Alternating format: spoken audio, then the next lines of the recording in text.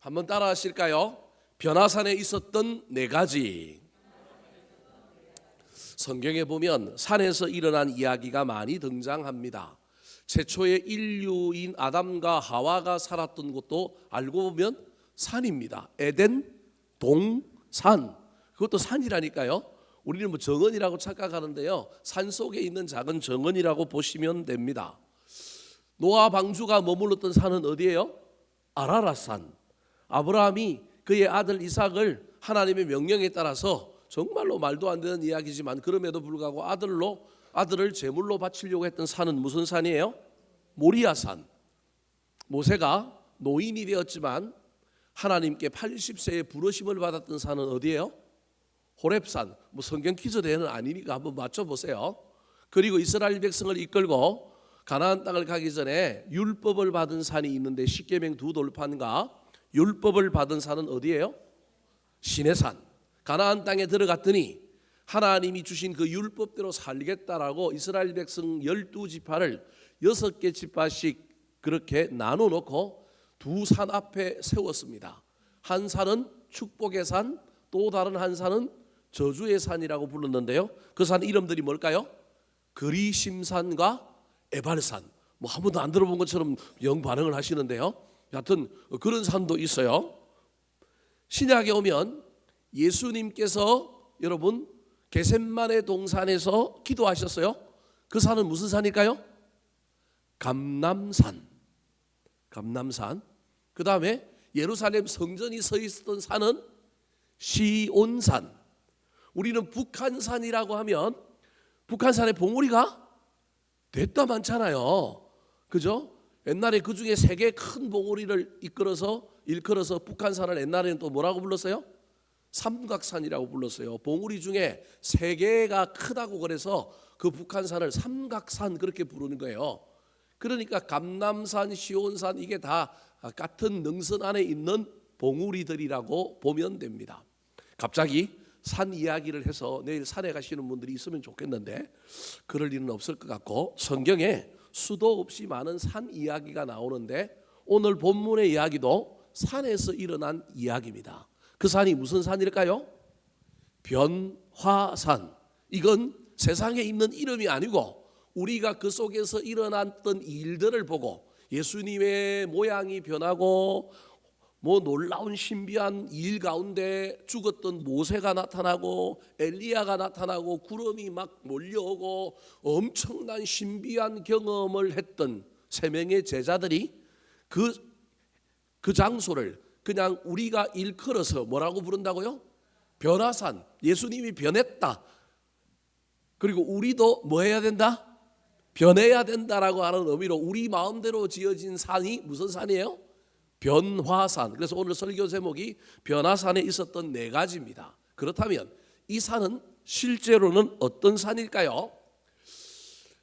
우리가 지금 살펴보고 있는 누가복음에는 잘 이야기를 하고 있지 않은데, 마태복음에 보면 오늘 본문 앞에 예수님께서 제자들 중에 물어봅니다. 제자들에게 사람들이 나를 누구라고 하느냐라고 물어봐요. 그리고 그 다음에는 그렇다면 너희는 나를 누구라고 하느냐 그랬더니 우리의 베드로 선생님이, 우리 배 선생님이 뭐라고 대답해요? 주는 그리스도시요 살아계신 하나님의 아들입니다라고 하는 멋진 대답을 해요. 오늘 본문의 이야기가 그 앞에 있는 그 얘기인 거예요. 그 장소가 어디냐 하면 이스라엘 제일 북쪽 골란공원이라고 하는 이스라엘 제일 북쪽 지역에 있는, 지금 레바논, 시리아 이런 쪽에 삼각형의 그 국경지대가 있는데 거기가 바산 골란이라고 하는데요, 제가 이스라엘에 가봤는데요, 거기에 여러분 리프트를 타고 올라가면 설산이 있어요. 이스라엘인데 무슨 산이 있다고요? 예, 눈이 덮인 산이 있어요. 이 가이사라 빌립보라고 하는 이 도시에서 8일쯤 되는 거리에 큰 산 하나가 있는데, 오늘 본문에 그 산 이름을 밝히지는 않지만 오늘 본문 28절에 보면 뭐라고 얘기하면, 이 말씀을 하신 후 며칠쯤에 8일쯤에 라고 하는 이 이야기를 모티브로 하면, 가이사라 빌립보라고 하는 곳에서 8일쯤 되는 거리에 있는 산이 물론 여러 개가 있을 수 있지만 그중에 가장 가깝고 딱 8일 만에 걸어갈 만한 그런 산이 하나 있는데, 그 산이 무슨 산이냐면 바로 그 유명한 헤르몬산, 성경에는 헬몬산이라고 하는 산이 있는데, 아마도 지금 예수님이 이 산에 올라갔을 것이다. 그곳에서 갑자기 예수님의 옷이 휘어지고 얼굴 모양이 변하고, 그 놀라운 변화 속에 죽었던 모세가 살아나서 예수님과 대화하고 엘리야도 오고 구름도 덮이고, 이런 놀라운 황홀경에 신앙의 신비한, 물리적이지 않는 어떤 신비한 체험과 어떤 비밀한 계시와 같고, 이 물리적인 세상에서 일어날 수 없는 또 다른 어떤 천국의 제2의 모델과 같은 일이 그 산에서 벌어졌던 이야기가 바로 오늘 본문의 이야기라고 할 수 있습니다. 그렇다면 이런 성경을 저와 여러분이 읽을 때 이 산을 어떻게 이해해야 되고, 이 이야기 속에 일어난 이야기를 우리는 어떻게 받아들여야 될까요? 먼 훗날 2000년 전에 일어났던 이야기로만, 그냥 이야기로만 들을 것이냐? 성경은 독자가 3명이 있는데, 독자가 어떤 3명이 있느냐 하면 실제로 예수님이 말할 때 들었던 독자, 그 시절에, 그리고 그 후에 이야기가 성경으로 기록되어 가지고 누구한테 보내져서 읽었던 독자. 그러니까 제1독자는 예수님의 제자들이, 그 시대의 사람들이 제1독자가 될 수 있고요, 누가복음은 그리스 지역에 살고 있는 믿음의 사람들에게 예수님이 누군지, 구원받는 일이 무엇인지를 알려주기 위하여 예수님이 살아생전에 일어났던 일들을 기록해서 만든 책이 누가복음이에요. 그래서 누가복음은 실제를 모티브로 하여 기록되었기 때문에 제1저자는 제자들과 그 당시 그 사건이 일어났던 데 살았던 사람이지만, 제2저자는 누구냐 하면 그리스에서 신앙생활을 하고 있는, 예수님이 죽고 부활하고 성천하고 난 다음에 교회가 만들어지고 난 다음에 예수님을 못 봤던 사람들, 그 사람들이 우리가 믿는 분이 예수님인데 예수님은 누구냐 배워야 되잖아요. 그래서 그 배움의 가르침의 교재, 교과서로 쓰인 책이 누가복음인 거예요. 그래서 누가복음은 2번째 독자가 있는데 그리스 사람들이에요. 3번째 독자가 있는데 그게 누구라고요? 오늘 이 성경을 읽고 있는 저와 여러분인 거예요. 그래서 그 시대에 예수님과 함께 있었던 사람들에게 예수님이 이 말씀을 왜 하셨을까? 이런 일이 왜 일어났을까? 그리고 3, 40년, 많게는 60년, 70년 지나고 난 다음에 세월이 흘러서 교회가 만들어지고 예수를 몰랐던 분들이 예수를 알기 위해서 이 책이 기록되었다고 한다면, 이 내용은 그들에게는 어떤 의미가 있는가? 그 다음에 또 하나는, 그렇다면 시공간을 초월하여 2000년이나 지나고 오늘을 살아가는 우리에게 이 변화산이라고 하는 산은 어떤 산이고 우리에게는 어떤 의미가 있는가? 늘 이런 관점으로 성경을 이해해야 됩니다. 자, 이 변화산이 실제로 있었던 산이고 이름은 헬몬산이라고 하는 산이었지만, 이 산을 저는 오늘 뭐라고 이야기하고 싶으냐 하면 교회라고 하고 싶은 거예요. 예수님이 제자들을 데리고 변화산에 올라가서 놀라운 체험을 했다고 한다면, 오늘날 저와 여러분이 금요일날 이곳에 왔다고 한다면 이곳이 어디라고요?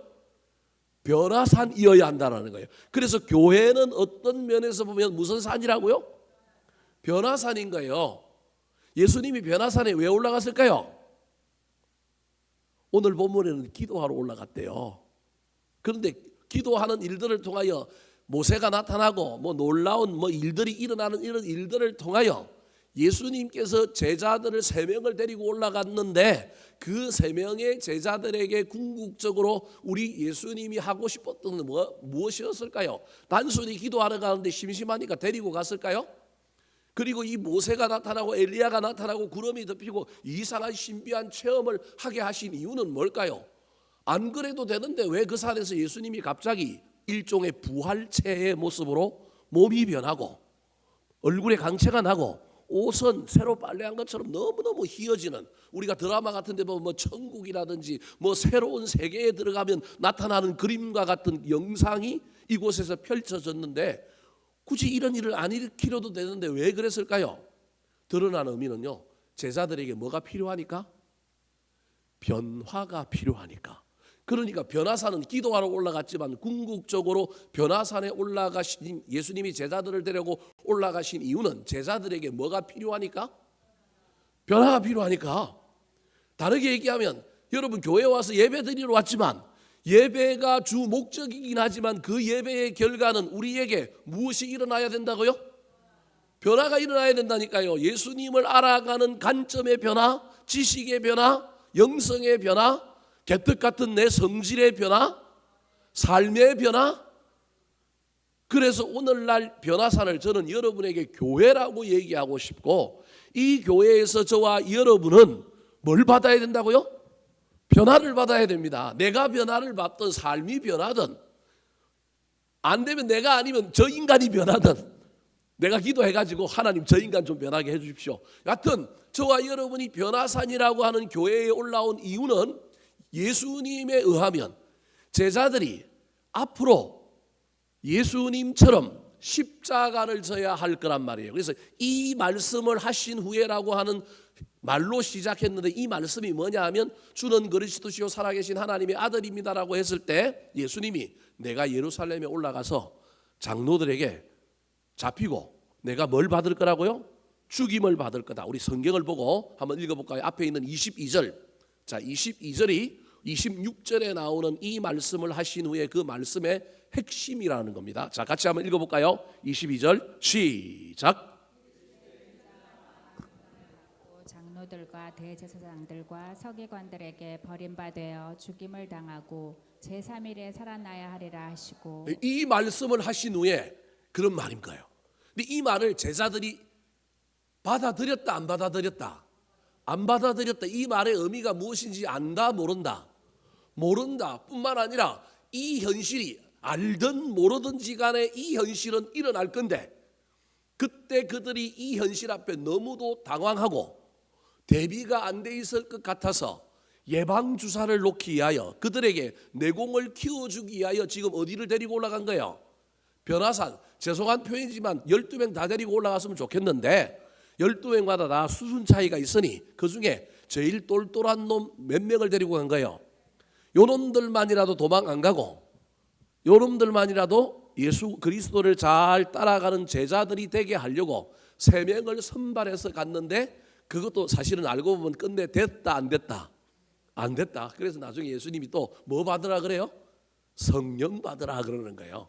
여하튼 지금 예수님은 이 제자들을 데리고 변화산에 간 이유는 표면적으로는 기도하러 갔지만, 여러분 우리 주님의 진짜 목적은 제자들이 고난을 대하는 태도가 달라지도록, 고난 앞에서도 무릎 꿇지 않고 도망가지 않고 담대하도록 예수님이 걸어가셨던 십자가의 길, 사람은 승리의 길을 이야기하지만 기독교는 승리의 길에 이르기 전에, 부활이라고 하는 놀라운 그 길을 이르기 전에 고난을 감당하고 십자가를 져야 하는데, 세상의 식과 방식이 다른데 그것을 이길 수 있도록 제자들이 높은 신앙의 체험, 내공을 준비하면 할 수 있지 않을까. 그래서 천국을 잠시 잠깐 보여주고, 예수께서 이 땅에 오셔서 하고 있는 일이 우리 예수님 혼자 하시는 일이 아니라 구약의 대표인 모세와 엘리야라고 하는 율법과 선지자의 대표를 통하여 이 예수님도 이들에게 격려를 받고 이들과 함께 성경 전체에 이루어진 이 길을 걸어간다라고 하는 것을 제자들에게 알려주어서 제자들이 예수님을 잘 따라오는 사람들로 변화되게 하려고 이 변화산에 오르신 겁니다. 그렇다면 실제로 그 변화산에는 무엇이 있었을까요? 오늘날 저와 여러분이 교회에 왔는데 예수님의 바람과 예수님의 기대와 달리 교회에는 무엇이 있을까요? 오늘 본문에 나오는 변화산에 있었던 것은 두 가지 대조되는 이야기가 동시에 나옵니다. 좋은 말로 하면 좋은 것과 나쁜 것이 나오고요. 나쁜 말로 이야기하면 우리가 준비되지 않고 갖추어지지 않는 역기능적인 모습이 여전히 어디에도 있었느냐 하면 변화산에도 있었다. 자, 그렇다면 변화산에 있었던 건 무엇일까요? 따라 하시겠습니다. 기도와 조름. 기도와 조름. 변화산에 기도도 있었지만 뭐도 있었다고요? 조름도 있었어요. 기도는 누가 했어요? 예수님. 졸기는 누가 했어요? 제자들. 교회도 기도하러 오고 예배 잘 드리러 온 사람도 있지만 교회 오자마자 딱 뭐부터 하는 사람도 있어요? 자는 사람도 있어요. 교회는 그런 곳이에요. 제가 뭐 여러분 조는 사람 뭐라 그러는 게 아니라요. 졸리면 또 자야죠. 그 재우는 건 누가 재우는 거예요? 1차적으로는 제가 재우는 거고 2차적으로는 누가 재우는 거냐면 하나님이 재우는 거예요. 하나님이 주권이잖아요. 이거 하나님 집이잖아요. 아버지 집에 와서 편하니까 뭐 하는 거예요? 자는 거예요. 그래서 교회는 변화산에는 기도도 있지만 뭐도 있다고요?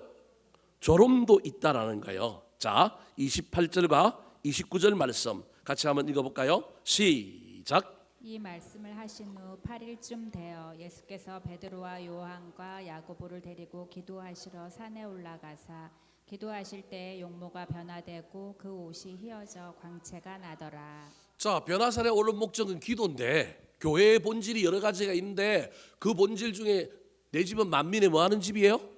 기도하는 집인데 교회 와서 기도 한 자락도 안 하고 가는 사람이 있을 수도 있다 없다? 있다. 예수님의 그 유명한 똘똘한 제자 3명은 변화산에 올라왔는데 기도는 했다 안 했다? 안 했다. 누구만 기도하고 갔다? 예수님만 기도하고 갔어요. 그럴 수 있는 거예요. 교회의 본질이 여러 가지가 있는데 그 본질과 전혀 상관없는 일을 상관없는 삶을 사는 사람도 어디 안에 있을 수도 있다고요? 교회 안에 있을 수 있다. 그 사람 너무 뭐라 그러지 말고요. 그래도 바깥에 아니고 어디 있는 거예요? 교회 안에 있는 게 얼마나 감사해요. 간혹 우리 교회도 뭐 금요일 같은 경우는 일하고 하고 얼마나 피곤해요. 조는 사람이 있어도 저는 절대 미워하지 않습니다. 그래도 어디 와서 잔다고요? 교회 와서 잔다. 얼마나 고맙고 감사한지 몰라요. 그런데요, 졸다가도 뭐 하기도 해야 된다고요? 기가 막힌 타이밍에 깨기도 해야 돼요. 그러면 되는 거예요. 자, 오늘 본문에 기가 막힌 타이밍에 깬 사람이 누구예요? 그 우리의 그 유명한 배 선생님이 깼어요. 자, 32절 말씀 같이 한번 읽어볼까요? 시작. 베드로와 및 함께 있는 자들이 깊이 졸다가 온전히 깨어나 예수의 영광과 및 함께 선 두 사람을 보더니 상반된 두 단어가 공존하고 있어요. 깊이 뭐 하다가? 졸다가 자다가. 그런데 온전히 깨어나. 여러분, 깨어서 설교 열심히 듣는 사람이 은혜를 받을 수도 있지만 실컷 자다가 이상한 대목에 딱 깼는데 그 말이 가슴에 박힌 사람이 있을 수도 있어요. 그래서 하나님 앞에서는 시간과 어떤 그 물량이 무엇을 좌우하지는 않아요. 그렇다고 전부 졸다가 깨라는 얘기는 아니고요. 어떤 사람은 시작하자마자 졸기 시작하다가 기가 막히게 뭐 할 때 깨요? 축도할 때는 또 기가 막히게 깨는 사람이 있어요. 그런 사람은 어쩔 수 없지만 그럼에도 불구하고 우리 베드로는 축도할 때는 안 깨고요. 결정적인 장면, 즉 모세가 나타나고 엘리야가 나타나고 예수님의 옷이 변하는 진짜 봐야 될 그 부분에서는 베드로가 자다가 뭐 한 거예요? 깬 거예요. 그러면 여러분 예수님이 기도를 상당히 오래 했다라고 하는 의미가 이 안에 있는 거예요. 기도 시작하자마자 저 일이 일어난 게 아니고 우리 주님이 기도를 오래 한 거예요. 기도의 내용은 기록하고 있지는 않지만 모세와 엘리야가 나타난 걸로 보아서 우리 예수님도 십자가를 지고 온 인류를 구원하기 위하여 가야 할 그 길이 버거운 거예요. 왜냐하면 우리 예수님은 신인 동시에 인간이거든요. 인성도 있기 때문에 인성을 가지신 우리 예수님 힘들잖아요. 그래서 겟세마네 동산에서 또 어떻게 해요? 할 수만 있다면 이 잔을 멀리 해달라고 그러잖아요. 그래서 우리 예수님이 아마 제가 보기에는 이 변화산에서도 기도를 오래 했던 것 같아요. 너무 기도 오래 하고 재미가 없으니까 베드로와 야고보 요한이 뭐 한 거예요? 존 거예요. 근데 그때 하늘에서 보고 있던 우리 하나님이 자기의 독생자 아들이 저렇게 힘들어하고 그 걸어가야 할 길, 이제 예루살렘에 올라가면 대적들이 나를 잡아서 나를 핍박하고 나를 죽일 것인데 이런 염려와 이런 두려움 때문에 우리 예수님도 고뇌하고 고민하고 있는데 그때 누구를 보낸 거냐면 모세를 보낸 거예요. 엘리야를 보낸 거예요. 처음부터 옷이 변하고 처음부터 강체가 난 건 아닌 것 같고 모세와 엘리야가 올 때 제 생각입니다. 성경은 어디에도 그렇게 이야기하고 있지는 않지만 모세와 엘리야가 와서 율법으로 그 다음에 예언으로 이게 구약에 기록된 거고 독생성자 예수님 걸어가십시오. 여기까지 잘 왔습니다. 계속 가십시오.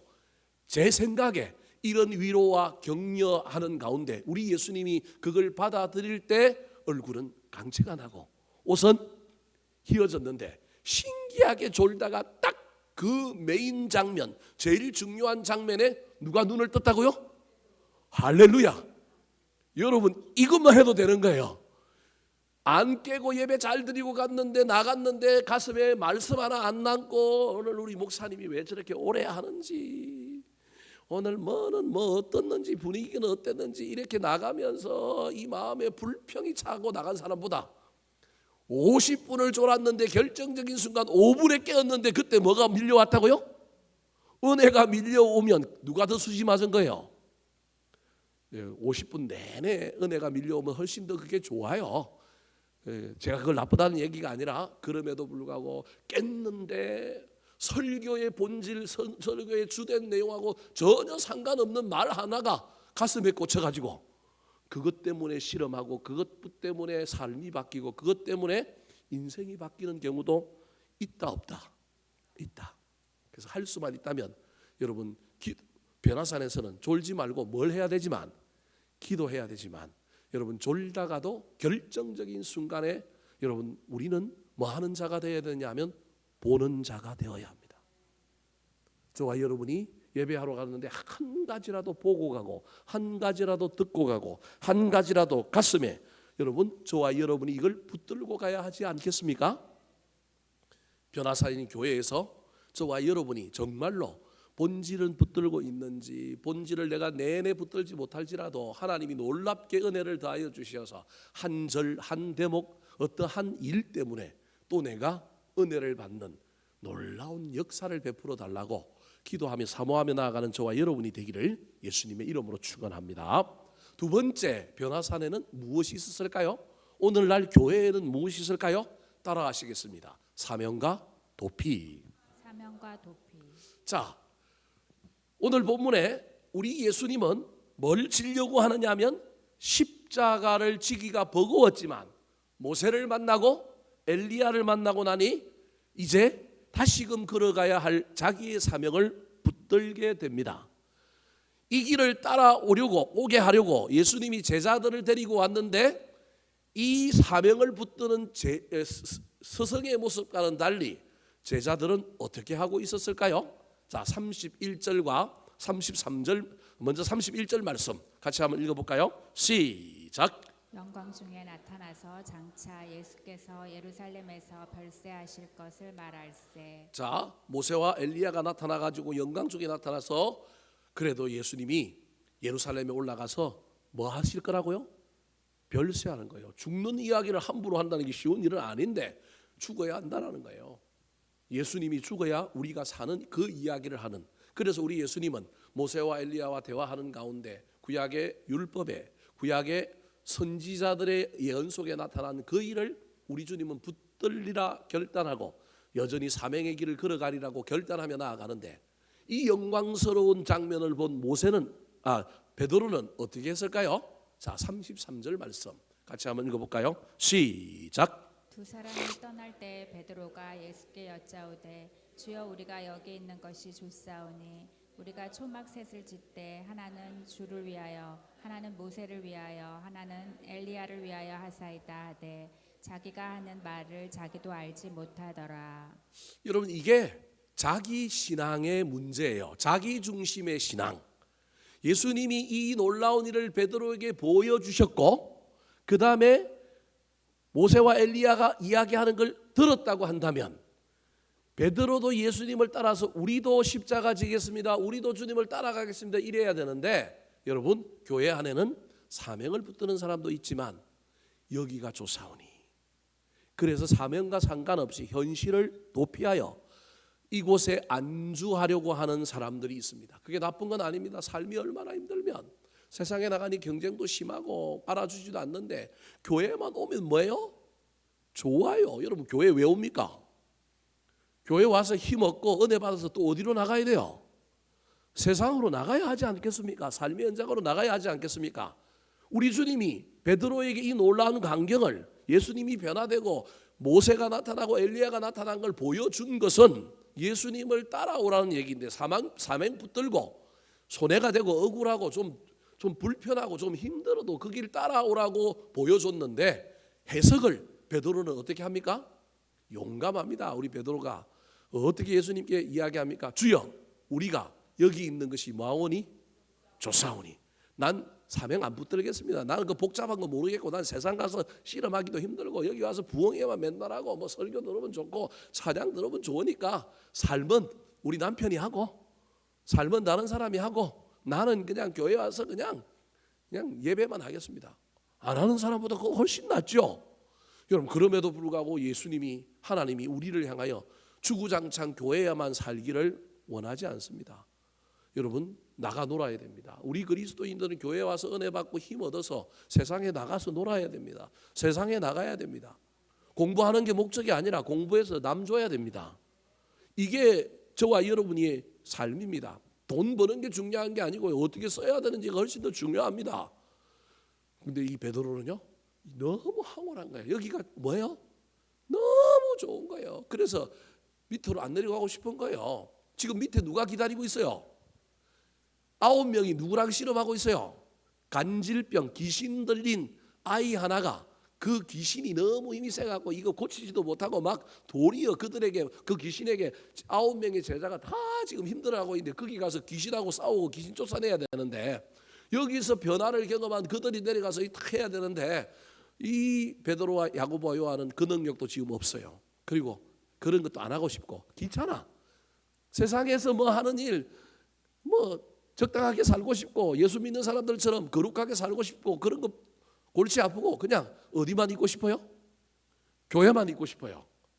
여러분, 교회만 있는 사람 그래도 세상에서 교회 안 나오는 사람보다 훨씬 낫지만요, 여러분 절대 교회만 있지 마시기 바랍니다. 또 내일부터 안 나올라, 또 골치 아픈데 안 나오면. 그럼 나와야 되는데, 중요한 건 나오고 은혜 받고 예배하는 목적이 우리에게 주어진 사명, 일터, 우리에게 맡겨진 그 사명들을 붙들기 위하여 여기 와서 은혜 받고 예배하고 간다는 사실을 잊어버리지 마시기 바랍니다. 얼마나 구체적입니까? 베드로가 뭘 짓겠대요? 초막 셋을 짓겠대요. 하나는 누구를? 주를 위하여. 하나는 누구를? 모세를 위하여. 하나는 누구를? 자기 집은 있어요, 없어요? 없어요. 얼마나 멋진 놈이에요. 얼마나 대단해요. 얼마나 신앙적으로 열심히 있어요. 얼마나 대단한지 몰라요. 근데 우리 주님은요, 저걸 원하시는 것이 아닙니다. 자기 나름대로 자기 중심으로 신앙을 해석하여 주님께 물어보지도 않고, 우리 주님이 원하시는 것이 무엇인지를 깨달아서 그것이 내 생각과 내 뜻과 다를지라도 그것을 붙들고 가야 되는데, 내 편리한 대로 내 취향대로 해석하여 그것을 이야기하는 저 베드로의 모습이 어쩌면 우리의 모습이다라고 하는 걸 기억하셔서 저와 여러분은 주님께 물었으면 좋겠습니다. 주님, 왜 이걸 보여주셨습니까? 우리가 무엇 하기를 원하십니까? 물어야 하는데, 그러면 우리 예수님이 그랬을 겁니다. 내가 십자가 질 텐데 너희들도 나를 뭐하라고요? 따라라. 사명을 가지고 사명을 짊어지고자 하는 사람들이 교회에 있는가 하면, 교회 안에서 도피하고 위로받고 늘 힘든 문제만 붙들고 씨름하는 그런 일들이 얼마나 많은지 모릅니다. 상담도 해야 되고요, 위로도 받아야 되고요, 상처에 대한 이야기와 상처의 치유도 있어야 되지만, 여러분, 한 공동체 안에 그것만은 가득하면 문제입니다. 현재 대학생들이 믿음 생활하는 선교 단체들이 대학교 곳곳에 있습니다. 뭐 CCC도 있고요, 뭐 IBF도 있고요, 예수전도단도 있고요, 수많은 단체들이 있는데요. 현재 대학교에 있는 단체들의 많은 문제가 뭐냐면, 자신들의 상처와 자신들의 문제에 함몰되어 있어서 뭘 못 보느냐 하면, 하나님이 원하시는 일이 무엇인가, 사명에 대한 이해는 없는 거예요. 거기 와서 뭐만 받고 싶어요? 위로만 받고 싶어요. 은혜만 받고 싶어요. 누가 내 마음 좀 알아줬으면 좋겠어. 누가 내 상처 좀 만져줬으면 좋겠어. 그게 필요 없는 건 아닙니다. 그런데요, 그 일 다음에 우리가 나의 연약함에도 불구하고 여전히 내 안에 피가 철철 넘쳐 흐르고 여전히 내 안에 상처가 있음에도 불구하고 우리의 일터, 삶의 현장으로 돌아가서 일할 때 상처도 치유되고 문제도 해결되는데, 오늘 베드로가 보이고 있는 이 이야기 속에 어쩌면 오늘날 신앙인들 우리의 모습일 수도 있다. 그래서 나는 기도하는 잔지, 조는 잔지, 나는 사명을 따라가려고 하는 잔지, 나는 이곳이 조사오니 하고 도피하고 안주하려고 하는 잔지 살펴보는 저와 여러분이 되기를 예수님의 이름으로 축원합니다. 세 번째, 변화산에는 또 무엇이 있었을까요? 교회에는 무엇이 있을까요? 따라하시겠습니다. 영광과 구름. 영광과 구름. 여러분, 왜 베드로가 여기에 초막을 지으려고 그랬느냐 하면 너무 황홀했어요. 너무 아름다웠어요. 그 이유를 오늘 본문에는 뭐라고 얘기하냐면 영광이라고 얘기해요. 너무 영광스러운 거예요. 예수님의 변한 모습, 예수님이 모세와 그 다음에 엘리야와 이야기하는 그 이야기 속에 뭐 내용은 별세한다 뭐 이런 얘기를 하고 있지만 전체적인 분위기는 너무 화려하고 너무 빛이 나고 너무 영광스러운 거예요. 여러분, 교회 안에 오면요 너무너무 좋아요. 물론 간혹 어떤 사람 때문에 무슨 일 때문에 우리가 불편하기도 하지만 신앙은 기본적으로 여러분 영광스럽고요, 복스럽고요, 복되고요, 마음은 평안하고 얼마나 좋은지 몰라요. 그런데요, 교회 안에 그런 일만 있는 것이 아니라 교회 안에는 뭐도 있다고요? 구름도 있어요. 고난도 있고요. 배기 싫은 사람도 있고요. 좋은 일, 영광스러운 일만 있는 것이 아니라 내 마음을 불편하게 하는 것도 있다라고 하는 사실을 기억해야 합니다. 자, 31절, 32절 말씀 같이 한번 읽어볼까요? 시작. 영광 중에 나타나서 장차 예수께서 예루살렘에서 별세하실 것을 말할세. 베드로와 및 함께 있는 자들이 깊이 졸다가 온전히 깨어나 예수의 영광과 및 함께 선 두 사람을 보더니 하나님의 영광이 사람들에게 투영되어 보이는 그 황홀감, 그 아름다움, 그 멋짐, 그 은혜스러움이 교회 안에 있습니다. 그래서 교회에 오면요 정말 그런 것만 느끼면 얼마나 좋은지 모릅니다. 그런데요, 그것만 있는 것이 아니라 무엇도 있다고요? 자, 34절 같이 한번 읽어볼까요? 34절 시작. 이 말할 즈음에 구름이 와서 그들을 덮는지라. 구름 속으로 들어갈 때 그들이 무서워하더니 영광만 있는 것이 아니라 구름도 있어서 때로는 가립니다. 구름이 몰려오면 미래에 대한 두려움, 폭풍우와 비바람 때문에 마음에는 뭐도 있다고요? 두려움도 있다. 그 말은 사명자가 걸어가야 할 때 사명자가 사명을 감당하는 일 가운데는 영광이 있어요. 그러나 영광만 있는 것이 아니라 사명자가 감당하고 통과해야 될 뭐도 있다고요? 구름도 있다. 예수님이 제자들에게 이걸 알려주고 싶은 거예요. 옷이 변하고 형체가 빛나고 모세가 나타나고 황홀경에 빠졌지만 금세 그것은 사라지고 뭐가 몰려와요? 구름이 몰려오는 거예요. 여러분, 우리의 신앙의 길이 그렇습니다. 좋은 일만 있다면 누구든지 신앙생활 못 하겠어요? 기도하는 것마다 응답된다면 얼마나 그거 신앙생활 하는 데 재미가 있겠어요? 기도하다가요 때로는요 기도가 안 될 때도 있고요, 기도가 응답이 안 될 때도 있고요, 하나님이 있는지 없는지 의심스러울 때도 있습니다. 근데 그 고비를 넘어가야 합니다. 아들이, 어린아이가 나 아빠 총 사야 되니까 돈 1,000만 원만 주세요. 줄 수 있어요 없어요? 걔는 지금 총이 엄청 갖고 싶었지만 우리 하나님의 입장에서 보면 총 주면 안 되거든요. 아빠 나 지금 칼 사고 싶은데 칼 사도록 돈 좀 달래요. 하나님의 입장에서 우리의 기도가 그럴 수 있다라는 거예요. 그래서 지금은 아니고 나중에 줄게, 크면 줄게 이럴 수도 있는데, 그러면 빨리 내가 커야 되는데 내 믿음을 성장시키고 나를 성숙시켜야 되는데 그건 없고 주술적으로 기복적으로 자꾸 뭐 달라고만 하는 것으로 기도를 이해하면 큰일 납니다. 받을 만한 자격, 받을 만한 영적인 성장과 성숙도 이루어야 되고, 또 특별히 저와 여러분이 기도할 때 나 그거 주십시오, 그거 받으면 뭐 내가 무엇을 위하여 내 삶을 위하여 이렇게도 살겠지만 또 내가 다르게 위하여 살겠습니다라고 하는 것이 나와야 되는데, 기도 중에 그것은 없고 무조건 뭐만 해요? 달라고만 해요. 여러분, 달라고만 하다가 나중에 그 준 것이 그 사람을 망칠 수 있거든요.